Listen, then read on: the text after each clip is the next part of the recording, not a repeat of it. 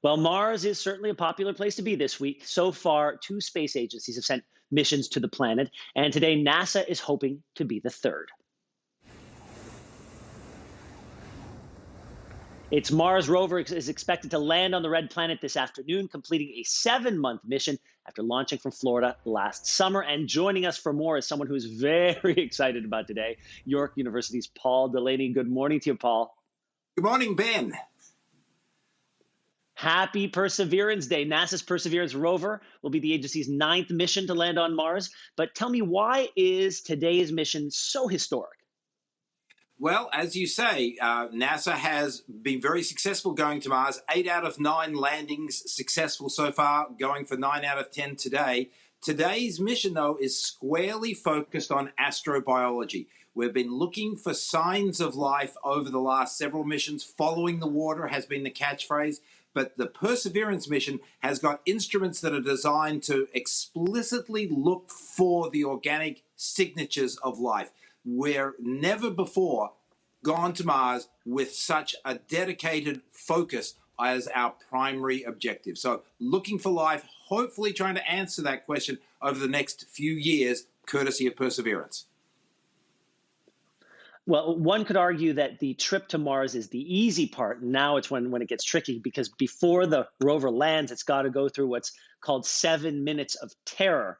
For those at home who don't know what that is, tell us what it means. That's exactly right. It's a lovely phrase that NASA has generated.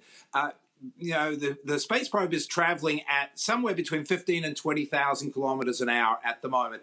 And when it reaches the upper regions of the Martian atmosphere, it begins to slow down, the re-entry phase. So we go from this sort of 15 to 20,000 kilometers an hour to standing still, intact on the surface in a span of only 7 minutes. And it's done completely on autopilot. There is nobody here on Earth actually in control of the vehicle. It's all an autonomous landing. There won't be a fingernail available at mission control or for scientists around the world. That 7 minutes is really nothing we can do. Let's just hope that all of the work we've put into this pays off and the vehicle is able to arrive safely and quietly on the surface of Mars.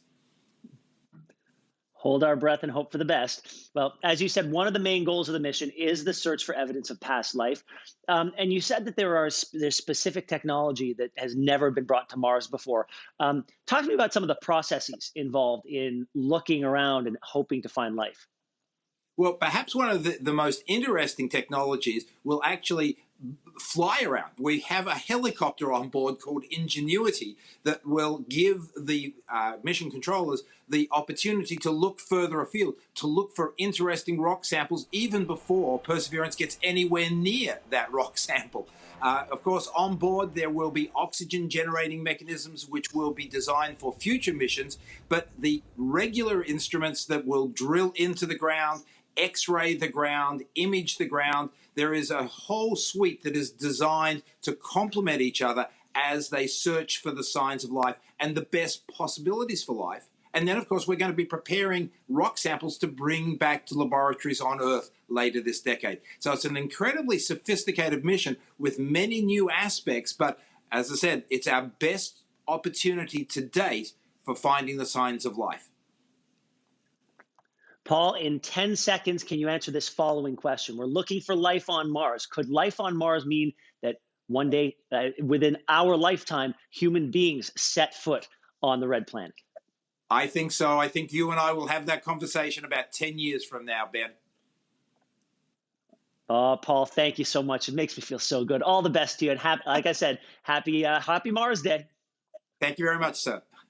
Hey, thanks for watching. If you liked this, be sure to subscribe here, or you can check out more Your Morning videos right here.